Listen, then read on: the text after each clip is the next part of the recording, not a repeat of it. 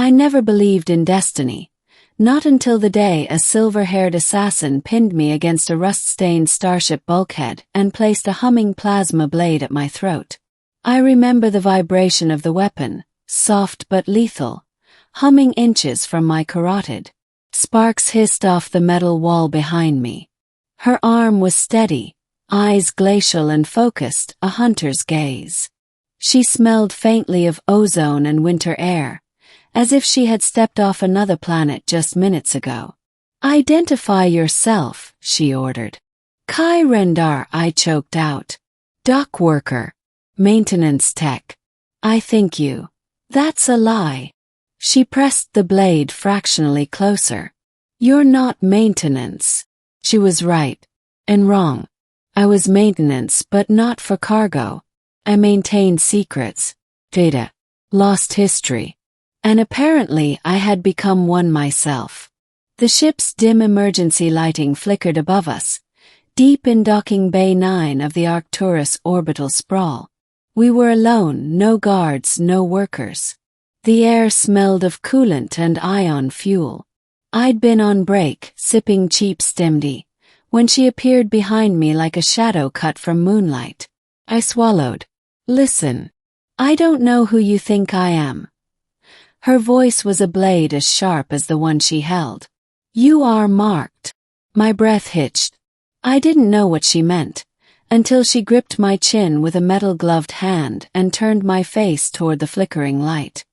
Her eyes widened, shock replacing cold fury. "That symbol." Her voice cracked. "That's impossible." Confused, terrified, adrenaline roaring in my ears, I followed her gaze. Her free hand reached toward my neck, toward the place just below my jawline where a faint birthmark shaped like 3 intersecting arcs glowed faintly blue in the artificial light. I had always had the mark. I assumed it was nothing. But the way she stared, trembling, the blade lowering involuntarily from my throat. "You're one of them," she whispered. "A Chronos-born." Chronos-born. The term rang like a phantom bell in my skull. I'd heard it once, in a classified file encrypted so deeply that cracking it had nearly cost me my job. Myth. A government conspiracy theory.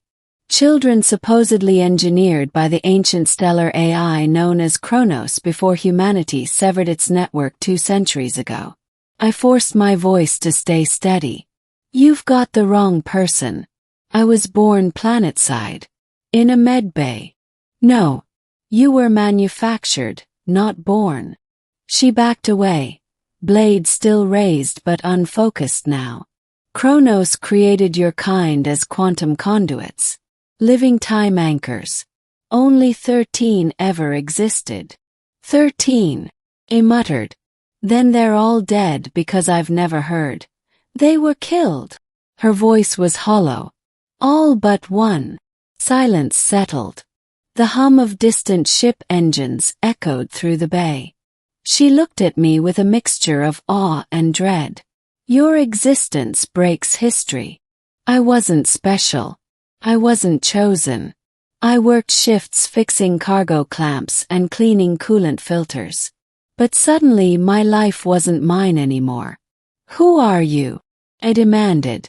She straightened, mask of steely purpose returning. "Captain Ceres Vale. Temporal Enforcement Division." "Temporal what?"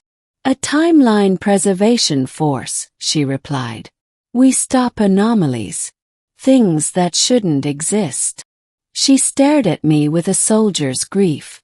"And you should not exist." The blade hummed softly again. Took a breath. "So what now? You were about to kill me. That's your job." "My mission," she corrected quietly, "was to find the surviving Chronos-born. Eliminate them before their quantum signatures destabilize causality. And now..." She looked away, jaw tense. "Now I do not know." Beginning. The hunted becomes the key. Ceres marched me through back corridors and gravlifts of the orbital station, moving like a predator guarding prey. But she didn't bind me. That unsettled me more. People she trusted were rare, if existent. Where are we going? I asked as the lift doors sealed shut. To my ship. You need to disappear. That sounds like something a murderer says, not a protector. Her expression didn't change. Protection and containment are often identical. Outside the lift, neon lights and holographic signage pulsed in the promenade beyond. A city in the stars, full of merchants, smugglers, travelers. And yet, somewhere unseen, something hunted me too. You said I break history, I muttered. Why? She kept walking. Time is not linear, it is braided.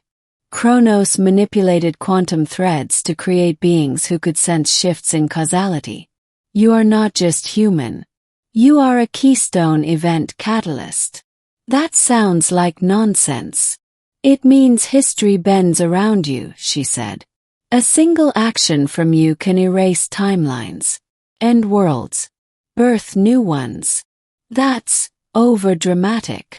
She stopped, turning slowly. I killed a Kronos-born child once. She laughed as she died. Because she knew a timeline would exist where she lived. Because she could feel them. A chill crawled down my spine. Why didn't you kill me? You said your name. Her voice softened. Kai Randar. The files list your designation as Subject 7, codename Kairos. But they never gave you a human name. You chose one. That means you became real. Real, I whispered. Not a tool. Not fate's puppet. Her gaze steadied on me. If Kronos made you to rewrite history, the fact that you became ordinary, mundane, means you resisted your purpose. We approached a sleek, angular vessel docked in a private hangar. Her ship, the Agir. Black hull, faint teal energy veins pulsing like arteries. A warship disguised as a private courier vessel. She lowered the ramp.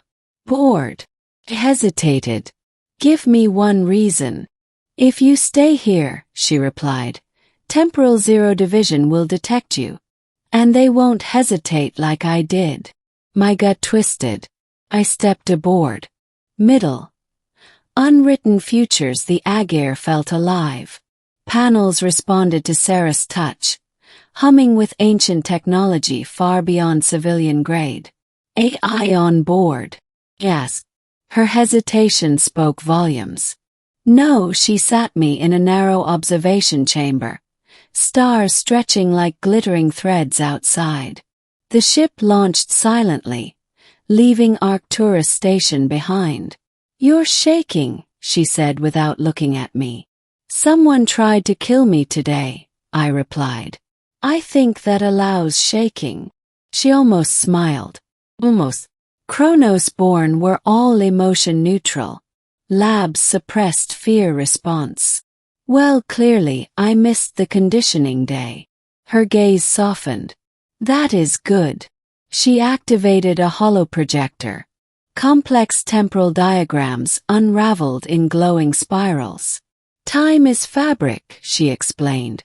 Most people walk one thread. Temporal agents walk many, correcting when someone tears a hole. And me. You don't walk threads. She pointed at a pulsing nexus of golden lines. You are a thread anchor. Meaning what? Meaning if you die, timelines collapse into chaos. If you live too freely, they fracture. You cannot be allowed to fall into the wrong hands, or fully awaken. Awaken. The word sank like a stone. So why bring me along? Because another force hunts Kronos technology. Parallax. They believe rewriting history is salvation. And you think they'll come for me. I know they will. Proximity alarm blared. My heart lurched. Speak of devils, Saris muttered. She sat me in a narrow observation chamber. Stars stretching like glittering threads outside. The ship launched silently, leaving Arcturus station behind. You're shaking, she said without looking at me. Someone tried to kill me today, I replied. I think that allows shaking. She almost smiled. Almost. Chronos-born were all emotion neutral. Labs suppressed fear response.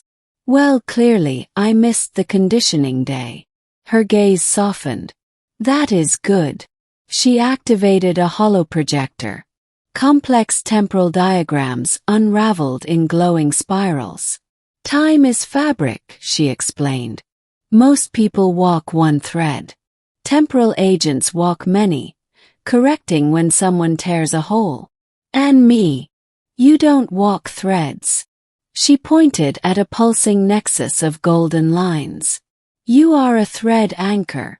Meaning what? Meaning if you die, timelines collapse into chaos.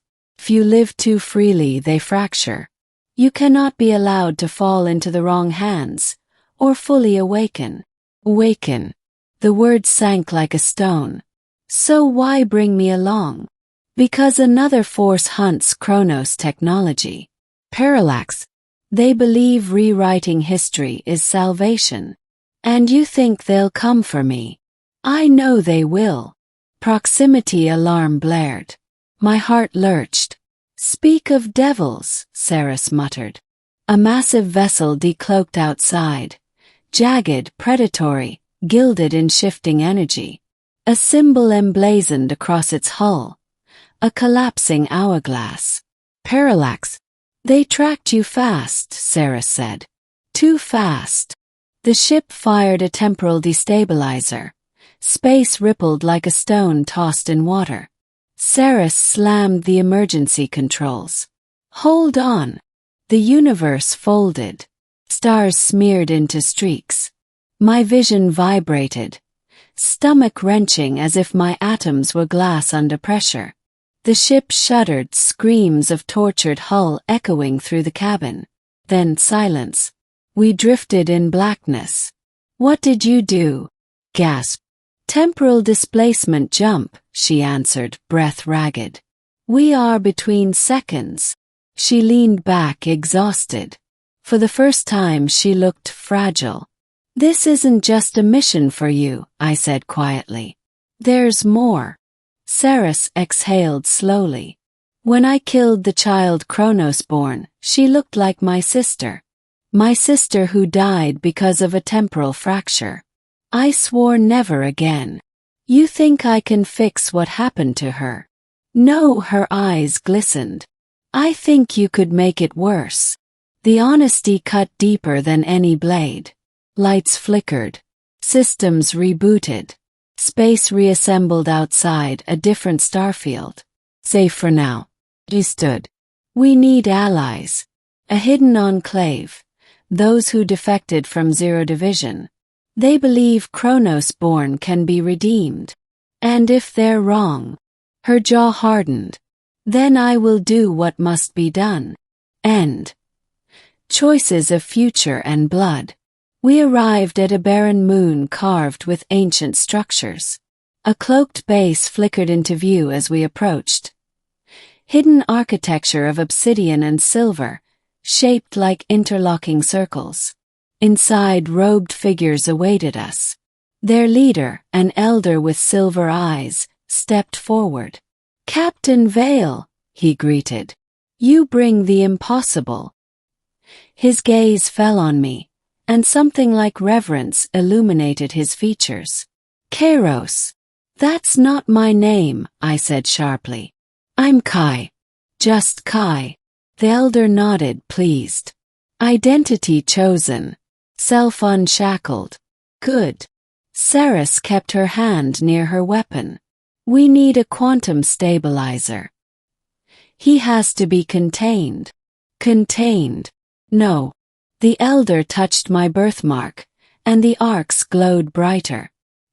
He must be awakened. Saris' voice was steel. Awakening him risks fracturing causality. Suppressing him risks oblivion, the elder countered. Chronos did not seek dominion, only equilibrium. Backed away. Hold on. I don't want to awaken anything. I fix pipes and scrub coolant stains. That's my grand cosmic role. The elder smiled. Every timeline needs a humble axis. That humility is why you were not discovered for so long. The chamber trembled suddenly. A blaring alarm echoed. Ceres snapped her weapon up. Parallax. No, a robed agent whispered in horror. Zero division. White ships streaked through the sky, shimmering like phantoms. The same force that once commanded Ceres. They wanted me erased. Chaos erupted. Roaring engines. Energy shields flaring. Explosion shockwaves rattled the base. Ceres grabbed my arm. Run! We sprinted through corridors as explosions tore walls apart.